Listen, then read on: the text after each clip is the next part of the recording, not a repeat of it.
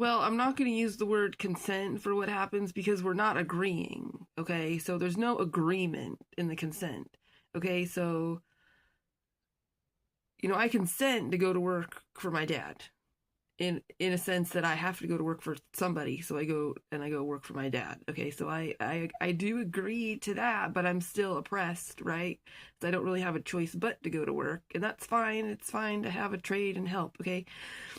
But look at it this way: if you come up behind me and you shove me, my legs are going to do what they do. My body is going to do what it's already doing, and it's going to do everything it can to preserve me to stay upright because I've already learned that if I fall, I get hurt. But if I stay on my feet, I stay fine.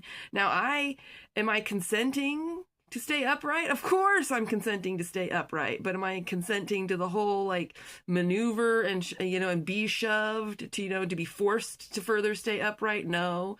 Am I consenting to be shoved to prove to people that I'll stay upright no matter what? No. And you just have to know that it's like my body, and my reflexes are just doing what they do.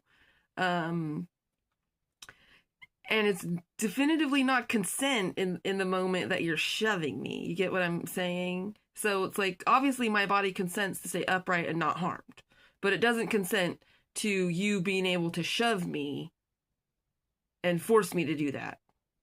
Okay, so it's kind of the same thing with the spiritual oppression. Like, our spirit's gonna always make us okay, but it doesn't mean that we oppress. That doesn't mean that we consent to this level.